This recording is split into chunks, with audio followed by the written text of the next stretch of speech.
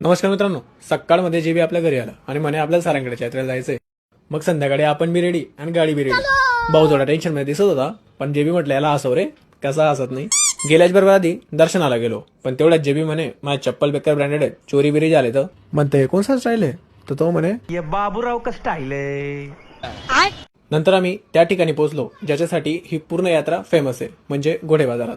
तिथे पोहोचल्याबरोबर नवीन नवीन घोड्यांचा व्यापारी बनलेला आमचा स्मितेश दादा घोडा घेताना काय काय बघावं याचं ज्ञान देत होता. म्हणतो औ तू फ्रेशर आहे, मागे सरक, मी सांगतो तुला. मी हातच लावला, तेवढ्यात घोडा म्हणे औ चेंदाल तर शांतता लागू द्या रे, एक तर आधीच थंडी वाजते. हे देखो रे, इथं तर डायरेक्ट घोड्याची ट्रेनिंग चालू आहे भाऊ. आम्ही दोघं घोड्याचं ट्रेनिंग बघतोय आणि जेबीचं लक्ष पोंगा बटाटाकडे.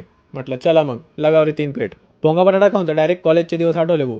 चला आता तुम्हाला यात्रा दाखवतो.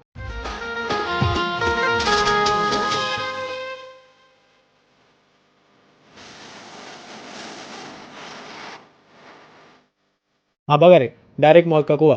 ए देख लो एक बार एक लड़की चलाएगी 3 कार. म्हणते एक लड़की 3 कार, म्हणते जिवंत राहायचंय निघा इथून. खानदेशची एक परंपरा आहे, जर तुम्ही यात्रेला जाऊन उसाचा रस नाही पिला मग तुम्ही यात्रेला नाही गेले. म्हणून डायरेक्ट 3 ऑर्डर केले आणि गटकावून घेतले.